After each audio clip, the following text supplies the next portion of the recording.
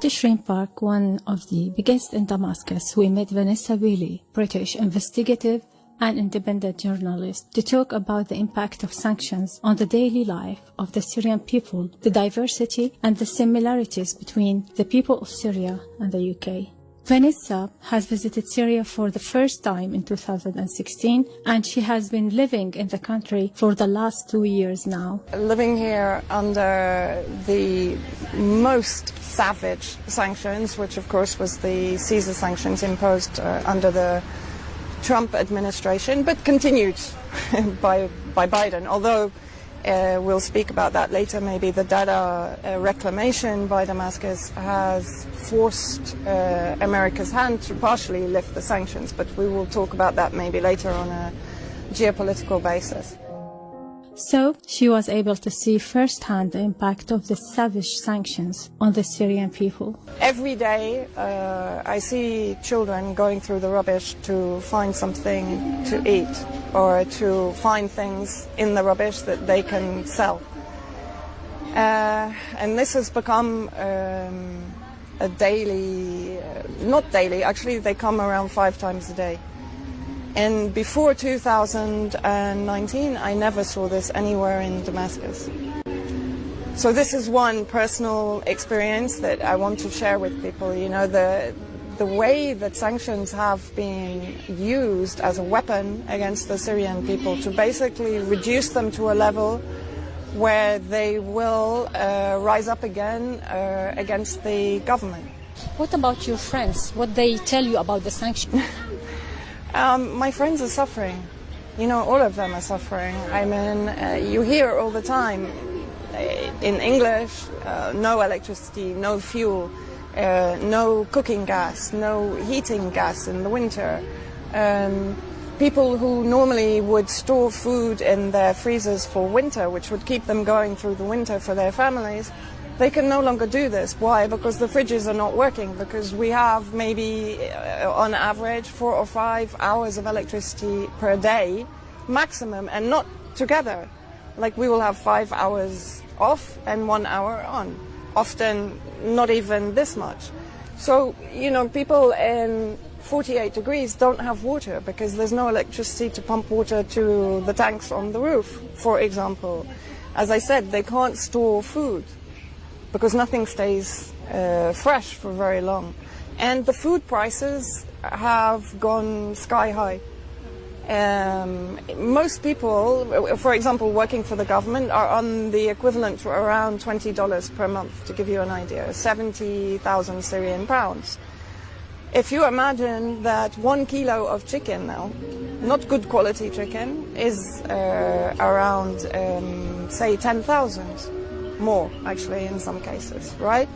So how can somebody who's earning 70,000 per month be able to afford decent food for their children?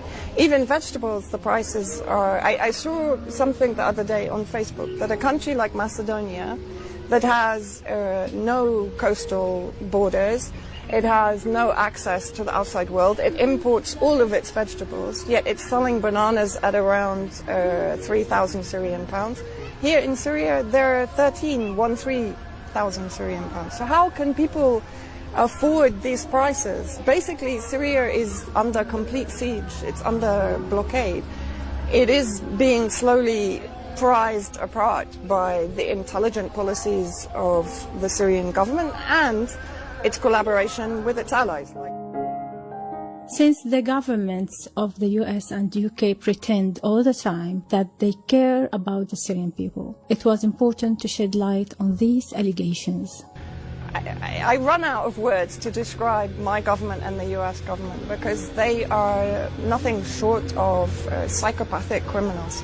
Because how can they claim the humanitarian high ground when for 10 years and for decades prior, by the way, they have been destabilizing Syria, devastating Syria, stealing Syrian resources, enabling the massacre of Syrian people, the ethnic cleansing of areas of Syria at the hands of their terrorist proxies funded by Gulf state blood money, supported by Israel, and power multiplied by Turkey, right? So they have no humanitarian high ground. They are even now oppressing and tyrannizing their own people. Why? Because they're demonstrating against health mandates and so on in their countries, right? But that's not allowed. They're terrorizing their own people. They're causing injury to their own people for daring to challenge their policies. So any humanitarian moral high ground that the West takes is a complete farce. They are war criminals, every single one of them, and they should be held accountable for what they've done to Syria for the last 10 years. And as I said, even prior to that, from the 1940s onwards, they have interfered in Syrian affairs and attempted to destabilize and take control of this country. Why? Because it's the economic hub of the entire region. So they want, of course they want control of Syria, and they don't want an independent government in Syria. The relation between Vanessa and Syria is mystic and spiritual one. Syria is a country where every mismatched stone and tangled branch tug hold of your heart. Okay? As a foreigner lives in Syria, what did get your attention about Syria and its people? Oh. This is a very big question. This I wrote when I recently spent some time in the mountains near Tartus in Masht al-Helou.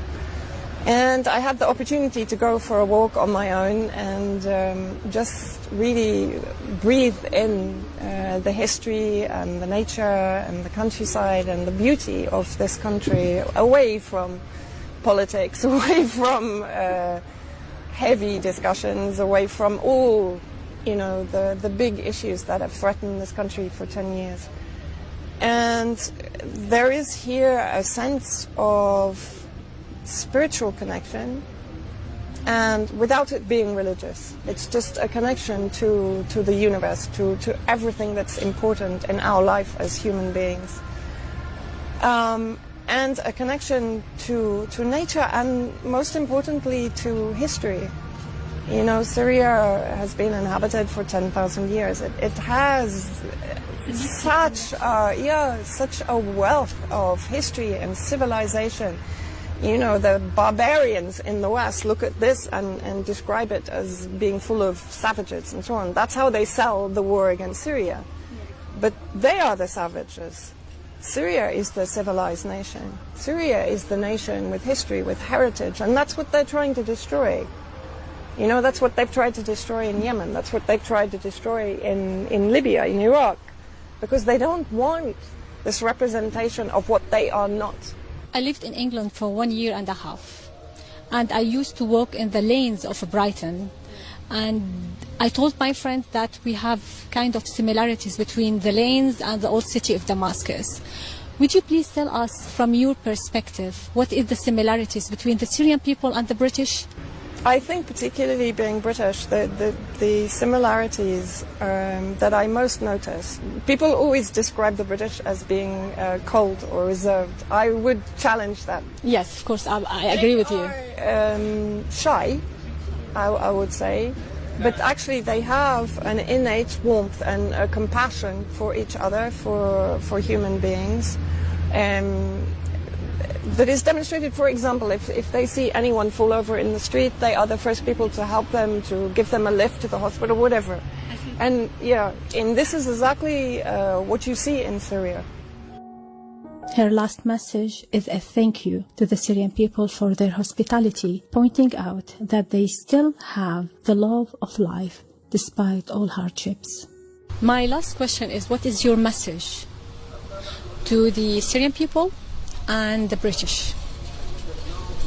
It's difficult for me to think of a message for the Syrian people, because I really feel blessed to have spent so much time in Syria and to have spent so much time with the Syrian people. So my message would be thank you.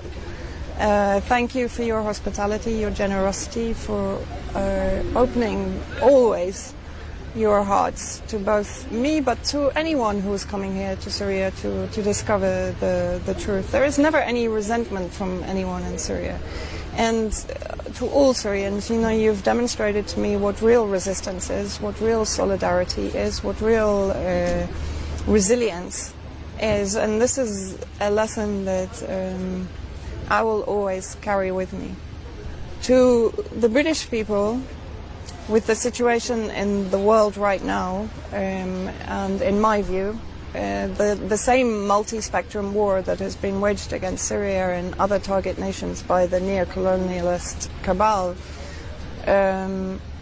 is now being waged against domestic populations. We are seeing most European states and the UK becoming totalitarian states and acting with tyranny against their own people, and introducing really measures that are destroying the economy, destroying livelihood, destroying peace, destroying everything that represents democracy, including the health services.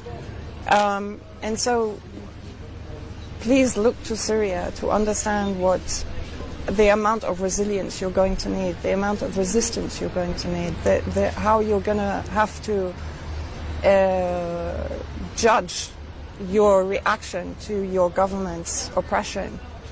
And this is something really important. This is where, from the beginning of this entire Great Reset project, I've been saying to people, look at Syria. There's a big connection here. Look to how the people of Syria have responded to attempts to tyrannize them, to bring them to their knees. Because we all need to understand this now and in the future, but very much in the future.